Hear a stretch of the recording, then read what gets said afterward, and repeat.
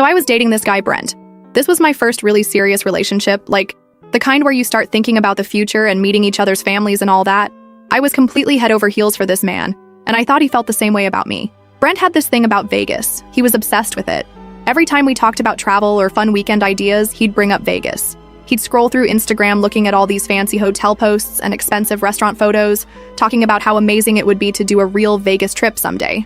His birthday was coming up in March, and I wanted to do something special for him. This was going to be our first big milestone together, and I was so excited to show him how much he meant to me. I started planning this elaborate Vegas weekend, the works.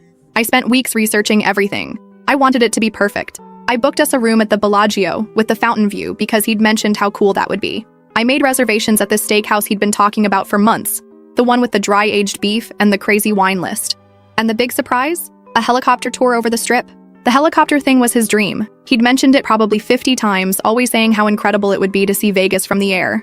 It cost $800 for both of us, but seeing his face light up when I told him about it? Totally worth it.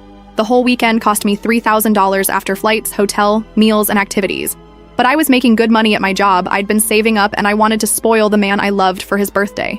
This felt like what people in serious relationships did for each other. Friday night when we checked in, Brent went absolutely crazy taking photos of our room. He was posting everything to his Instagram stories. The fountain view, the fancy bathroom, the champagne I'd ordered for the room. He kept talking about how this was the life, and how amazing everything was. At dinner that night, he ordered the most expensive cut on the menu without even looking at the price. 2 bottles of wine. He was filming himself cutting into this massive steak, posting it all over social media with the restaurant's location tagged. I was just happy seeing him so excited and having such a good time. Saturday morning was the helicopter tour, and you guys, this man was like a kid in a candy store. He spent the entire 20-minute flight filming himself with the Vegas skyline behind him. The pilot actually had to tell him twice to keep his seatbelt fastened because he kept trying to get better angles for his videos. Here's the thing that should have been a red flag, but I was too in love to notice. He didn't tag me in a single post from the entire weekend. Not one.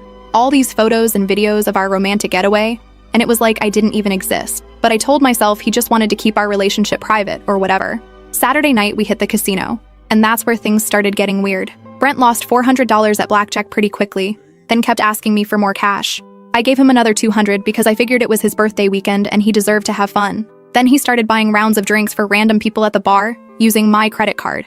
When I suggested maybe we should head back to the room and spend some time together, he told me to stop being controlling, for wanting to spend time with my boyfriend on his birthday weekend that I'd planned and paid for.